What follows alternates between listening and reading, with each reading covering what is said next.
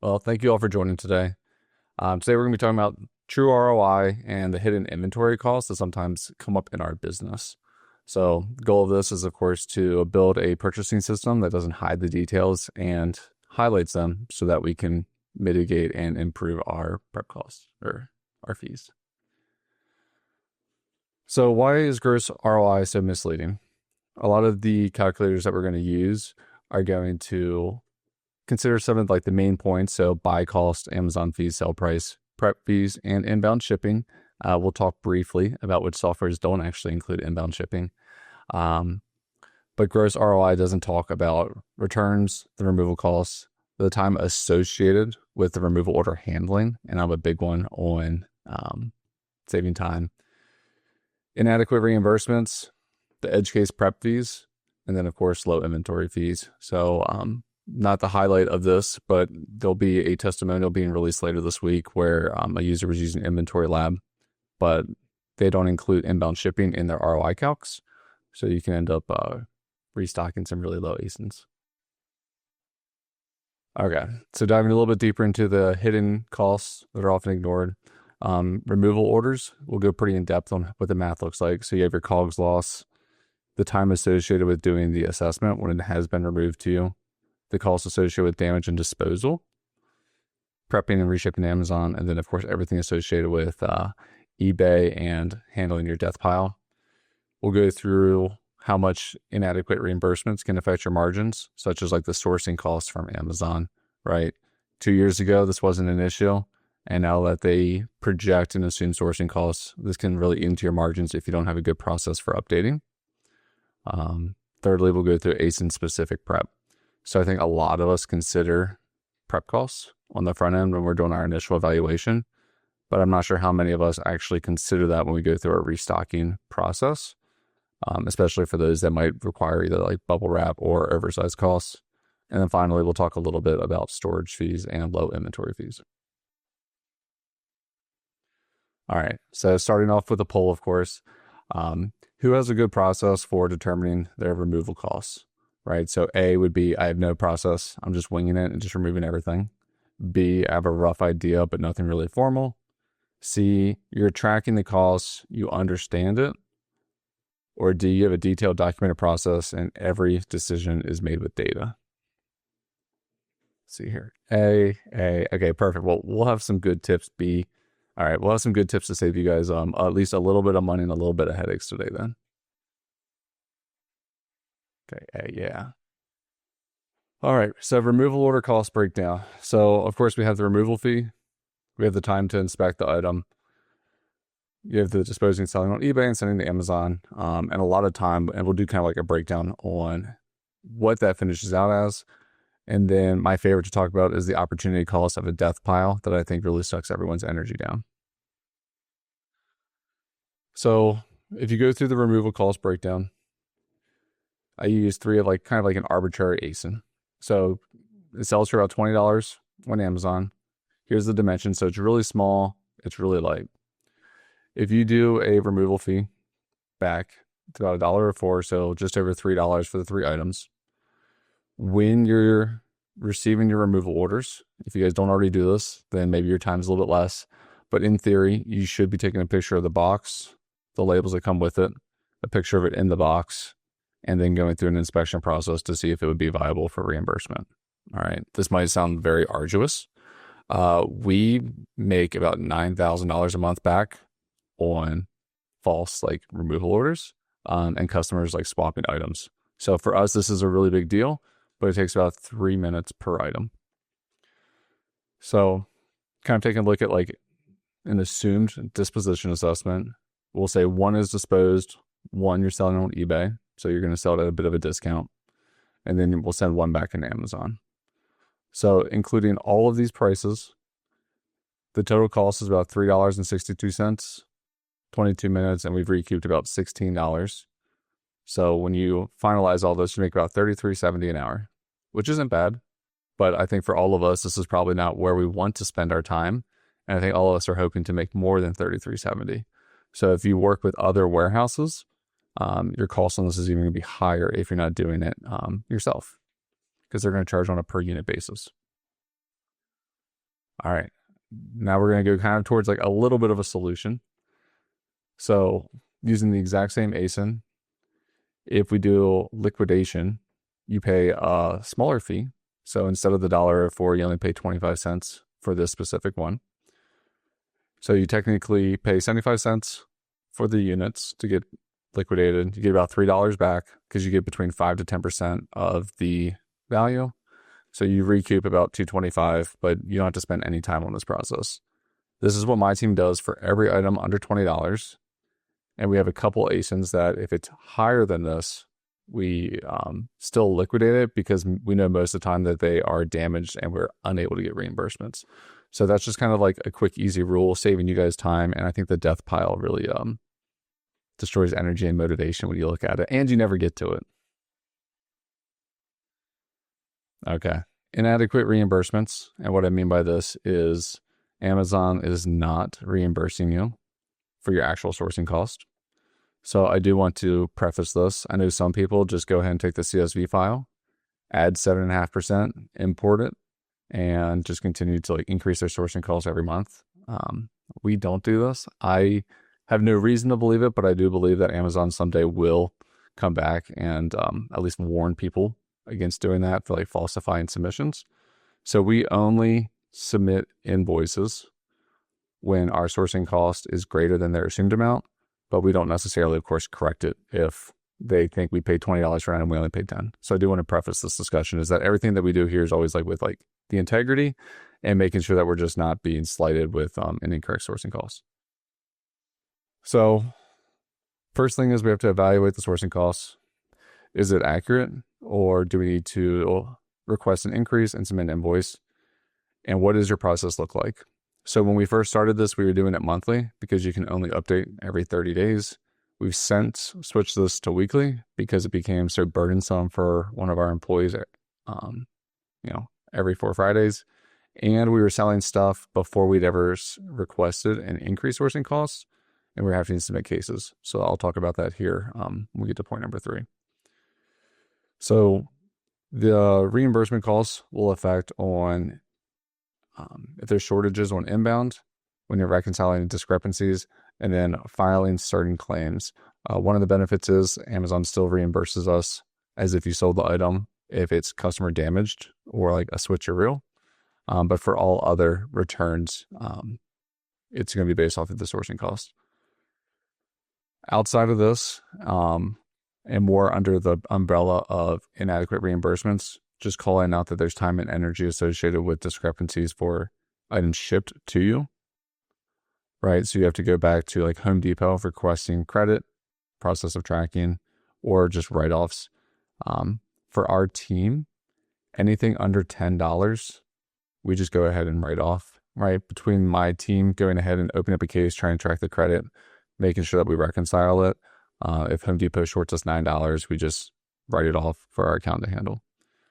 And then just handling the damaged units, putting the request back is also extremely time consuming. So here's an example of one of the items that were really impactful for us. So we paid $542 per item. Amazon only reimbursed us $323. So across the 6 units, we're at over $1,200. We were able to open up and submit a case. So what you can do is, of course, you want to, if you can, update the sourcing costs proactively, because this will be easier for when the reimbursements occur. If not, your second option is to update the sourcing costs retroactively and submit a case if you were successful. That one's still pretty easy to get reimbursed for. However, there's a third option with which Amazon's going to deny 2 to 3 times, and then they'll finally approve it. Even if they don't agree to your updated sourcing costs, if you do push on them hard enough through the chats, we've had really good experience with getting reimbursed when there's discrepancies like this. So for example, this is actually how we received the $1,200 credit. They never accepted our invoices. They never updated the sourcing costs, but we were able to open up a chat, and on the 4th attempt, we got $1,200. So that's a great one for a VA to do. That way you're not spending your time and energy with Amazon support, but it's worth continuing to press. Okay, ASIN-specific prep costs. So this one is I'm really passionate about. Truthfully, my prep center keeps it relatively simple, which is nice. I know a lot of prep centers will charge you on like a per box basis for both receiving, outbound, inbound, etc. But for both of the prep centers that we've used, there's like a standard cost that I think most of us would see. So I'm going to use $1 as the example.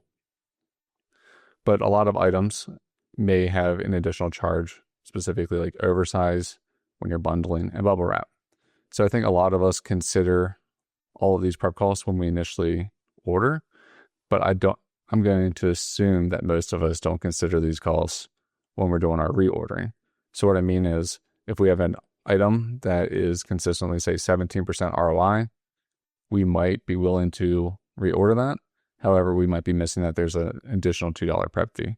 So it's really important to make sure that we're tracking this on the ASIN level, not just for purchasing, but also for the reordering process. So here's an example of mine. So this is some of my data. So this item here, we sold 645 times over the last 30 days. However, the prep fee is $2. So this is a really low margin ASIN for us. For certain items, we pay $5. If we were paying $5 per unit, it wouldn't make sense for us to restock. But as we're tracking, it makes it a little bit easier to make sure our ROI is correct when we're doing our filtering process. All right. And then finally, we'll talk about low inventory fees. I think I talked about this in every webinar, so forgive me for that. First, what is low inventory fees and when do we get charged? So it is based off of the 30-day historical days of supply and the 90-day. Amazon will say that if you have less than your 30 days sold and less than your 90-day average across 30 days sold, then you'll be charged a low inventory fee if you have less than 28 days of inventory. And the less you have in that time frame, the higher the cost associated with it. They increase the fee. So using the example here, if we have a 30-day supply and only have 21 days worth, or across 90 days, we only have 25 days worth, we'd be charged a fee. However, in this situation, the 30-day supply, we have 21 days, but across the 90-day average, we have 32 days, we wouldn't be charged a fee, right?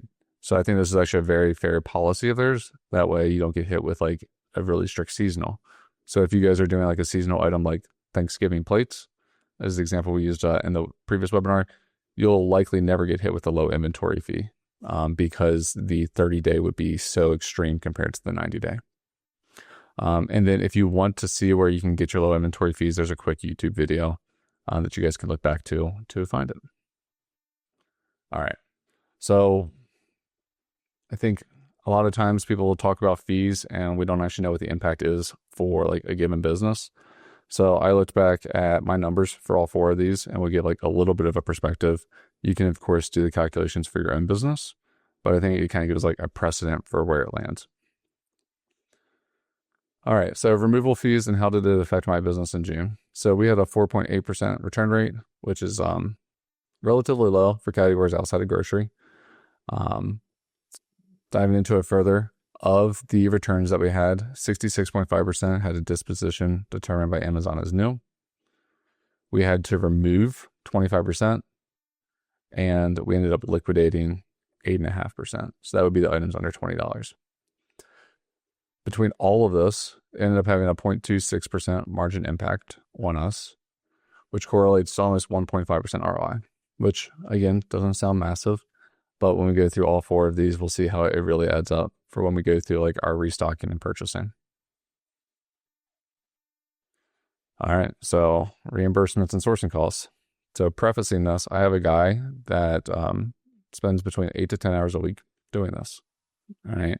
So it's a very significant amount of time. We have over 1,000 ASINs with a fair amount of like new ASINs each week.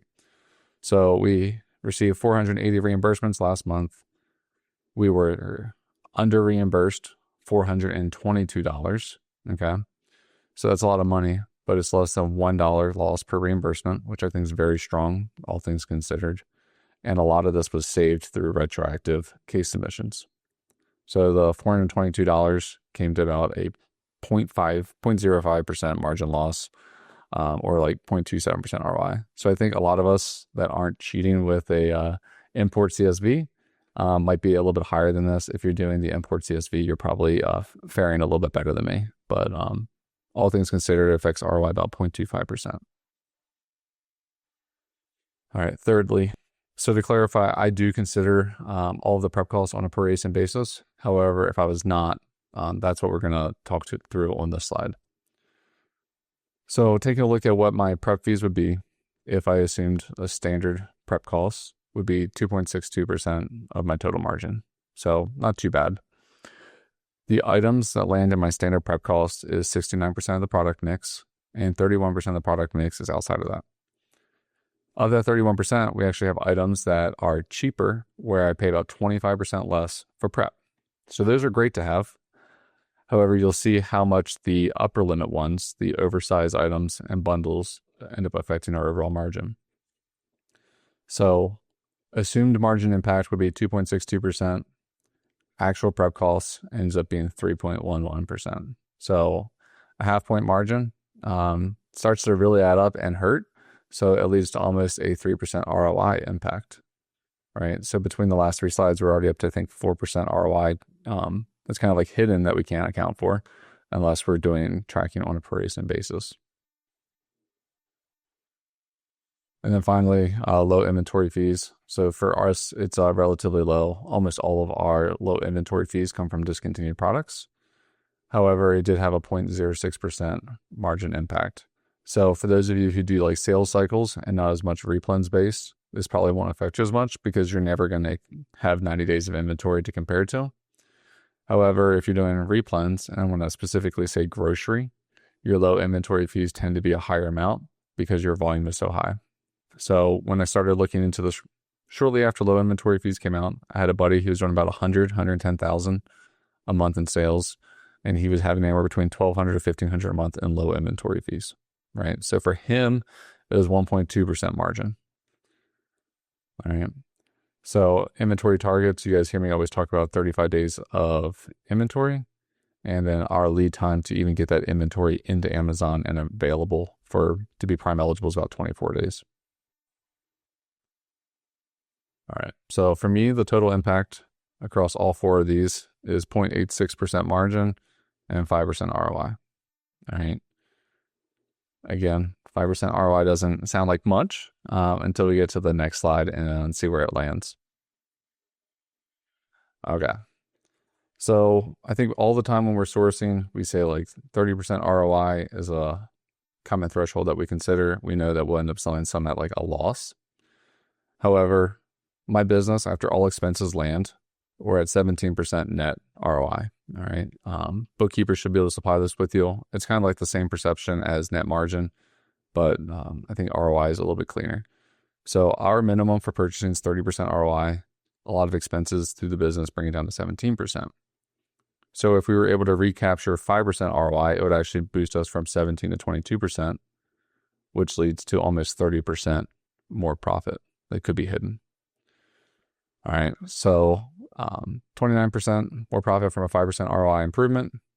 And that means for every $100,000 that you deploy and you spend in your business at about 4.68 inventory turns per year. So that's where I'm at. It's by the time I spend my money, 78 days later, I get my money back because of Amazon. So for every $100,000 you have in the business, you make about $23,000 more per year by increasing your ROI 5%. You know, if you were only 1%, you're still making an extra $5,000 to $6,000 per year. So small improvements become really significant as they add up across multiple ASINs and as you do multiple inventory turns per year. All right.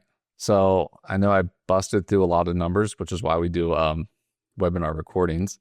But I'm curious, do each of you guys know these numbers for your specific business? So A would be, I track none of these. B, I track a couple. C, you track them all, but you don't use any, data necessary to improve the business. Or D, you use all of these to affect your business and purchasing decisions. Okay, I'm seeing a lot of B's. Awesome. Perfect. Right, okay, that's the first time I've ever had everyone say the same answer. So a lot of B's. All right. For those of you with VAs, you can easily get them to track all of them. All right. So kind of talking about like, how do we go about improving this? So one, tracking data on a per ASIN basis. Some people track this data on a per MSKU basis. I think that's probably a little granular for what we need. And I think it adds a lot of noise to it. So specifically returns, we should be considering how many returns we get per ASIN and making sure that that's impacted into our ROI. And for a prep fee, you need to make sure that we're also considering it for the same matter to make sure that we're not restocking ASIN that's losing money. So for the true ROI, including all 4 of the items that we kind of reviewed today, for liquidating anything $20 or less, or if you really don't like a death pile, maybe you increase that a little bit higher. If we have an item that we sell for $19.99, I probably get 30 of those per month returned. It comes as a mess. We did the math. We ended up saving about $3.20 per removal order, which really just isn't worth the time it takes to take the images, upload to Google Drive, and submit a case to Amazon, which we didn't even incorporate in our calculations earlier. Either you or a VA updating your sourcing costs, you want to do this as proactive as possible because it's a lot easier and less time consuming on the front end than the back end.